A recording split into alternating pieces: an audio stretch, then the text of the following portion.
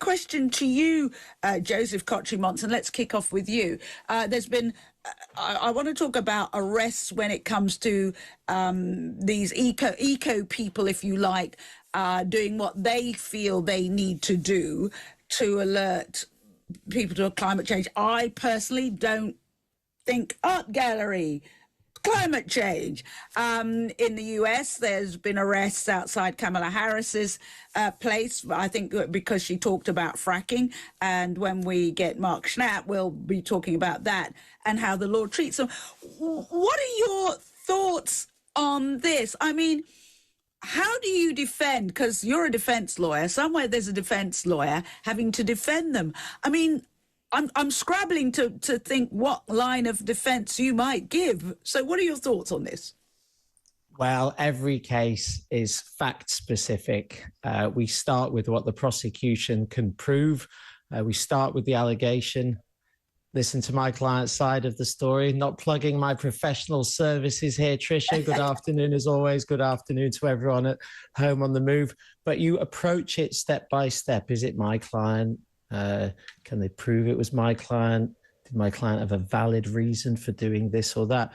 Well, this whole Just Stop Oil thing, as usual, you're straight to it in one of your little asides. What does putting soup, some rather manky looking tin soup, if you've watched the video, I have had the privilege of doing so, I think on the Mail Online website, what does soup on a Van Gogh have to do with the climate crisis? And I think that is the problem that most people have.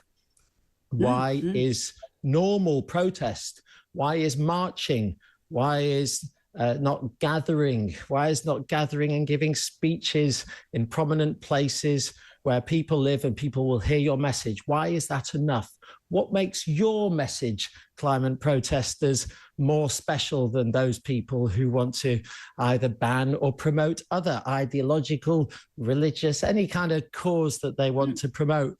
And this isn't a legal opinion, but I think there is a kind of sense of entitlement, probably that comes about as a result of these things developing more so than ever in the last 20 years in that identity chamber, that echo chamber of identity politics. One of the points you made before is that, and forgive me if I'm wrong, that a lot of this protesting is done because they know they'll end up in court. So you're there trying to defend them, or somebody might be prosecuting, but it's about using the legal process as so they can give a whole speech about why and everything. Is that more what this is about? We've talked about it before. There seems to be a sense in which the proceedings themselves, win, lose or draw, and you usually lose if you're one of these guys, and we've seen hefty sentences, 2 years in respect of Miss Plummer and her friend, I think, who got 20 months in the original vandalization. I'm not going to presuppose the guilt or sentence of these other two. People make their own mind up. Most importantly, a jury, if it gets that far, will make their minds up. But yeah, there's a sense in which it's kind of a platform. And just looking at the way in which it took place, very much kind of calculated. This second incident, very careful about the language we use, but this second incident, the timing is interesting because it's in the immediate hours, Trisha, after Mrs. Plummer and Holland had been jailed for that really abhorrent attack. At least from an artistic point of view, a cultural point of view, abhorrent attack, irrespective of their motives, on Van Gogh's sunflowers. Most famous painting in the world. Certainly after the Mona Lisa, it's got to be up there.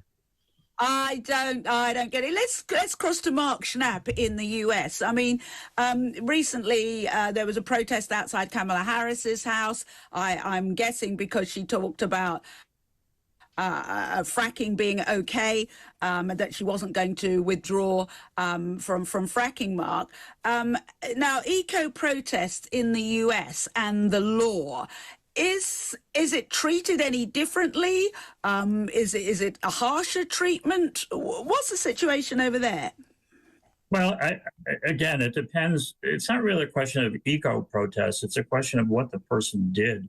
I mean, in this case, I think only 2 of the people were arrested, and that was because they crossed the street and actually trespassed on her property. And so where you run into trouble in an eco-protest is that if you go after somebody individually, if you trespass on property, or you damage property, that's where you run into trouble. And then I think in this case, they were charged with misdemeanors, which are relatively minor violations.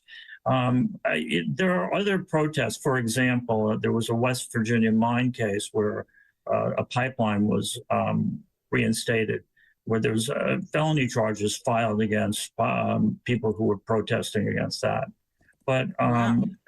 yeah, I mean, so and so in this case, I think the protests were trying to make a point that Kamala Harris changed her view. Right? She originally was against fracking, and now, you know, she's taking a different position. And so, unlike what Joseph said, you know, they kind of made their point. Right? They received publicity, and they made a point. Now, I don't get the whole attack on paintings. That to me is just stupid. Join the club, Mark. Join the club. No, I think it's disgusting. We're all scratching our heads. Yeah, I mean, but I understand what the people were doing, you know, and you know, in the U.S., I assume in London, I'm sorry, Great Britain, it's the same concept. But you know, you have a right to peacefully protest. You do. So, and sometimes the most that they'll do is, you know, if they anticipate a major protest, they'll have zones where the protesters can be. You know, I mean, that happened in Miami recently with people who were protesting, you know, on Palestinian issues, and they had a zone for them, you know, and so, and most of the times people do respect that. You know, it's only when they don't, that they run into trouble, and, you know, where they either violate the zone, or they, in this case with Kamala Harris, they went on her property, or, you know, and you know, and I think unlike the suitcase, you know, they made their point already, that, you know, without even going to court.